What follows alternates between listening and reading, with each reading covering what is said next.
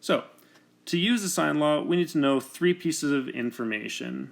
This information must include both a numerator and denominator of one of the fractions, which means that in order to use the sine law, you need to know both an angle in the triangle and you need to know the side length opposite to that angle.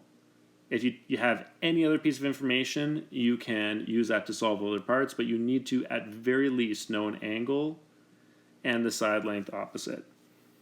So if we're using this, then we're going to say that triangle ABC from example 1, use the sine law to calculate the length of BC like we did. Well, in this case, we know the angle C, and we know that this is the side length of C, which is opposite of angle C. We know angle A, and because it wants us to find the length of BC, BC is going to be the same as side length A.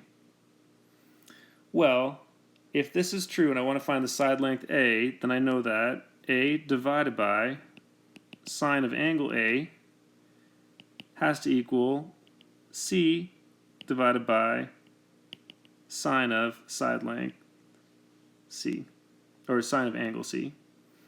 And I can fill in the blanks for what I know.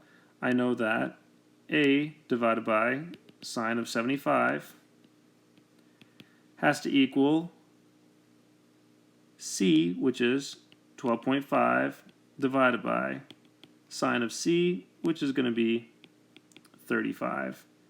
To get A by itself, I'm going to say that A is equal to, multiply that sine 75 to both sides, 12.5 times sine of 75 divided by sine of 35, which is going to give me 21.05 centimeters. So as opposed to having to split it into two triangles and doing multiple steps, I can do it faster using this method. Let's take a look at example C. For example C, it wants us to use the sine law in the triangle shown to determine the measure of angle ACB. Well, anytime I say angle ACB, where it says that it wants me to solve for the point A to C going to B, what it's really looking for is the angle at C. Or if it's asking you for the angle between 3 points, it always wants the angle of whatever the middle point is. So in this case, if I'm solving for angle C, then I can take a look at the information that I have. Well, I know angle A, and I know the side length opposite of A. I know the side length opposite B, so let's call this lowercase a.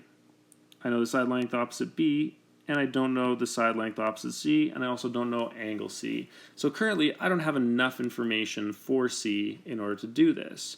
But I do have enough information because I have angle A and its opposite side length, and I know the opposite of side length B. I have enough to solve for right now for angle B. Because right now, I can say that, well, if I have sine of A, which is 110, divided by the side length opposite, 9.4, that's going to equal sine of B, don't know what that sine is, divided by its opposite side length of 6. Which means that sine of B will equal, well, I'm going to multiply the 6 by both sides and say 6 times sine of 110 divided by 9.4,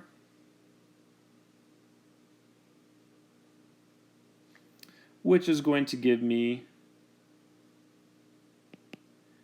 0.5998, which means that angle B from our last lesson is going to be sine to the negative 1 of 0.5998, which is going to give me 36.8 degrees.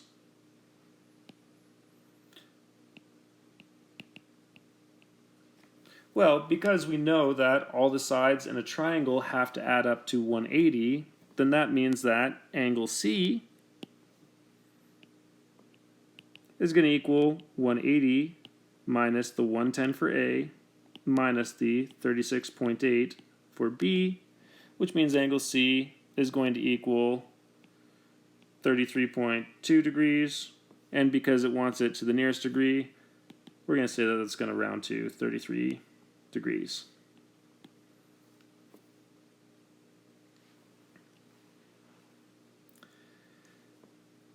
For example 4, a surveyor measures a baseline PQ to be 440 meters long. He takes the measurement of a landmark R from P and Q and finds that QPR is going to be 46 degrees, which means that the middle one, P, is going to be 46 degrees. PQR is going to be 75 degrees. So Q is going to be 75 degrees. Well, like we said, in order to use the sine law, we need to know a side length and the angle opposite. Well, I know the side length here, but I don't know the angle opposite.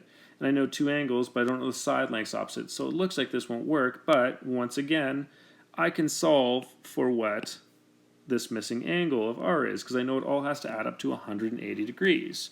So I'm going to say to start that angle from P to R to Q, or that angle R, is going to equal 180 minus 46 minus 75. This one's going to be 59 degrees. Now I have enough to solve the other two sides. So let's start by solving what side length P is going to be. So I can say that P divided by sine of 46 is going to equal R, which is 440, divided by sine of 59. So P is going to equal 440, not 404, times sine of 46, all divided by sine of 59. P is going to equal approximately 369.251 meters. I'm going to say for Q, side length Q, divided by sine of 75 is going to equal 440 divided by sine of 59. So Q is going to equal 440 times sine of 75 divided by sine of 59. Q is going to equal approximately 495.828 meters. The full perimeter of this is going to be all the sides added up. So the perimeter is going to equal 440 plus 369.251 plus 495.828, which is going to equal approximately 1305 meters.